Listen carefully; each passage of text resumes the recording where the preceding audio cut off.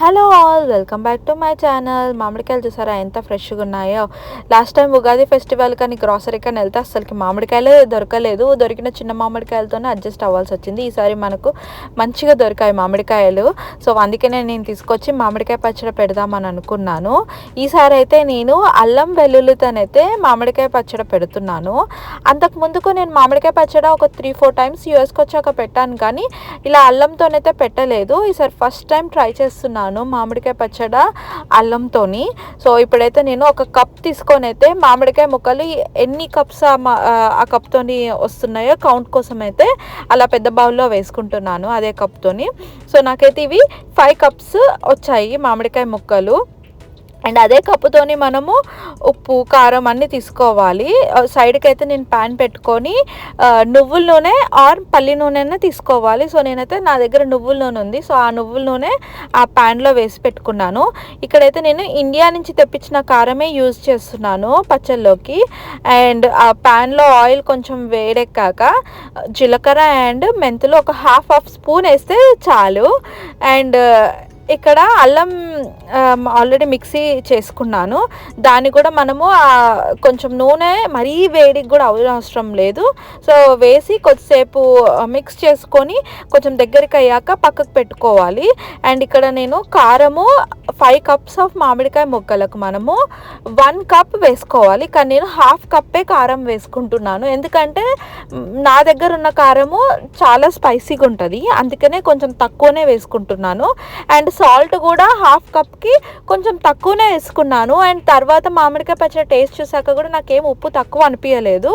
And ఇది ఆవాల పొడి మనము ఎండలో ఎండబెట్టుకొనైనా మిక్సీ పట్టుకోవచ్చు, లేదా మనము ప్యాన్లో వేయించుకొనైనా మిక్సీ పట్టుకోవచ్చు.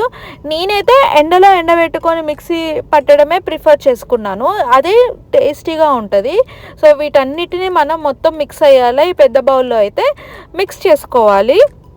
అండ్ దీంట్లోకే మనము ఆల్రెడీ ప్యాన్లో అల్లం వేసుకున్నాం కదా, దాన్ని అయితే కొంచెం చల్లార్చాక మనం ఇదే బౌల్లో అయితే ఈ అల్లంది నువ్వుల్లో వేయించింది వేసుకోవాలన్నమాట. వీటన్నిటిని మనం మొత్తం మిక్స్ అయ్యేలా కలుపుకోవాలి.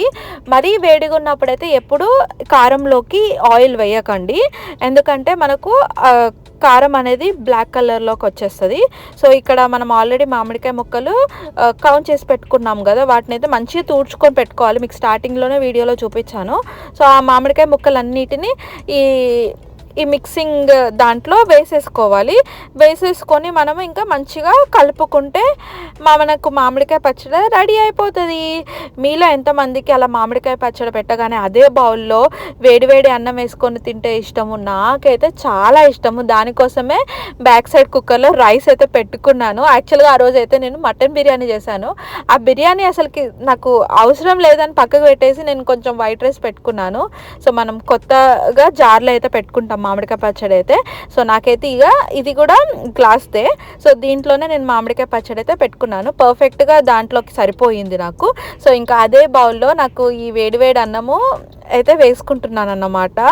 నాకు అసలుకి ఏదైనా పచ్చళ్ళు, అందులోనూ మామిడికాయ పచ్చడి అలా వేడివేడి అన్నము అలా అప్పుడే కలుపుకొని తినగానే అసలు బాగుంటుంది. అండ్ ఇంకా టేస్ట్కి వచ్చేసి అయితే చాలా అంటే చాలా బాగుంది. అంటే ఇంకా నేను చేసింది నాకు నచ్చుతుంది కంపల్సరీ, కానీ ఎప్పుడైనా మామిడికాయ పచ్చడి ఎట్లా చేసినా కూడా కుదురుతుంది కదా. చాలా అంటే చాలా బాగుంది. ముక్క కూడా మంచిగా పుల్లగా ఉందన్నమాట. ఇంకా ఊరాక చాలా బాగుంటుంది, కానీ నాకు మాత్రం ఇలా ఊరక ముందుకే ఇలా మామిడికాయ పచ్చడి తినడం అంటే చాలా ఇష్టము. సో ఇంకా ఫైనలీ మన మామిడికాయ పచ్చడి లుక్ చూసారా, ఇంకా ఇలా వచ్చిందన్నమాట. సో దీన్ని ఊరాక కూడా చూపిస్తాను. ఒక 1 డే తర్వాత మామిడికాయ పచ్చడి ఎలా ఉందో చూడండి. ఆయిల్ ఎలా తేలిందో పైకి. సో ఇది నెక్స్ట్ డే మార్నింగ్ అన్నమాట. పచ్చడకు ఆయిల్ అలా పట్టేసుకుందన్నమాట. సో ఇది బిఫోర్, ఇది ఆఫ్టర్. మీకు వీడియో నచ్చినట్టయితే లైక్, షేర్ అండ్ సబ్స్క్రైబ్.